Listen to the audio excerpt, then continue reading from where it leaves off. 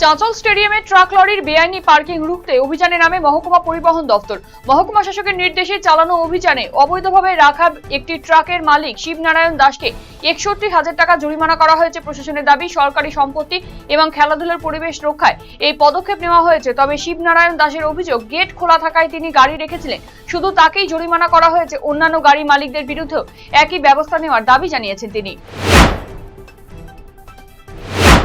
বর্ষার মৌসুমে নদীর জলস্তর বৃদ্ধি পাওয়ায় বনাঞ্চল থেকে বিভিন্ন বন্যপ্রাণী প্রায়শই লোকালয়ে চলে আসছে।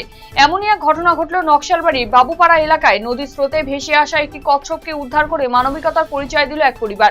পরবর্তীতে পরিবারের সদস্যরা বিষয়টি বন দপ্তরকে জানালে শুক্রবার টুকরিয়াঝাড় বন দপ্তরের উদ্ধারকারী দল ঘটনাস্থলে পৌঁছে কচ্ছপটিকে নিজেদের হেফাজতে নেয়।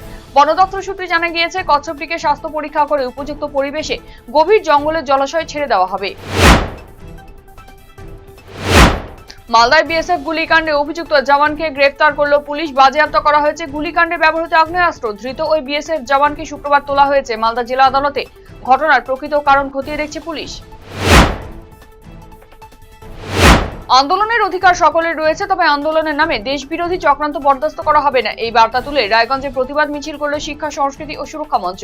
জাতীয় পতাকা ও প্রতিবাদী ব্যানার হাতে শহরের রাজপথে মিছিল করে সংগঠনের সদস্যরা। দিল্লির যন্তর মন্তরে চলা কর্মসূচিতে অশান্তি ইস্যুতে শুক্রবার রায়গঞ্জে শিক্ষা, সংস্কৃতি ও সুরক্ষা মঞ্চের উদ্যোগে এই প্রতিবাদ মিছিল অনুষ্ঠিত হয়। শহরের বিভিন্ন রাস্তা পরিক্রমা করে এই মিছিল। অসুস্থ মেয়েকে দেখতে যাওয়ার পথে মর্মান্তিক পথ দুর্ঘটনায় মৃত্যু হলো এক বাবার। এই হৃদয় বিদারক ঘটনাটি ঘটেছে শিলিগুড়ি ফুলবাড়ি এলাকায়। মৃতের নাম টুকরো মোহাম্মদ। তিনি ফুলবাড়ি ছবাভিটা এলাকার বাসিন্দা ছিলেন। আর এই ঘটনায় নিহতের পরিবার এবং এলাকা জুড়ে শোকের আবহ ছড়িয়েছে।